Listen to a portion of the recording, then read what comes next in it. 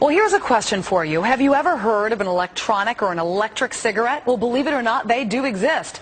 Companies overseas and on the internet are selling devices that let smokers get a hit of nicotine without the cigarette. And we are not talking about some nicotine patch.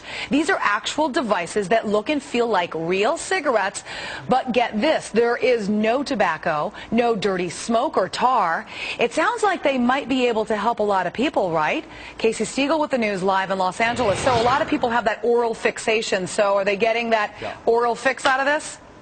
Yeah, they absolutely are. In fact, we hear of reports people smoking these on planes, in hospitals, places where cigarettes are certainly not allowed. Listen to this. There are more than 47 million smokers in this country, according to the American Heart Association. Many of those people trying to kick the habit, and for years folks have turned to things like those nicotine patches and gum and lozenges, you name it. But now more and more smokers using this. Check it out. A high-tech way to put the pack down.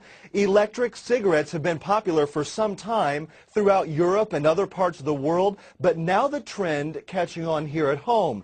The plastic tube looks just like the real thing, although instead of lighting it, it is powered by batteries that you charge, and it contains a liquid form of nicotine that is heated and then vaporized when you puff on it, even simulating smoke. It's a feel-good product.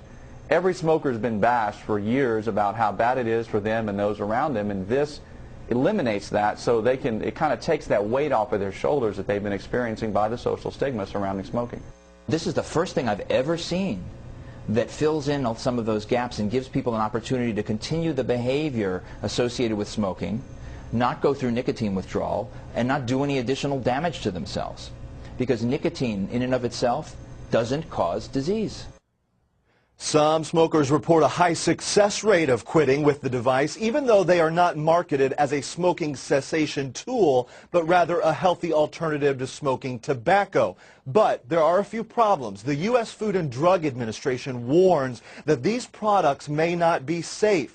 The FDA declined an on-camera interview, but did release a statement to Fox News this week saying they are not approved to be legally marketed in America, and there are health concerns because you cannot regulate how much nicotine you get.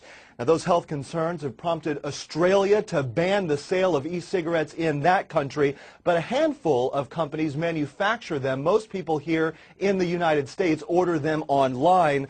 They cost between $75 and $150.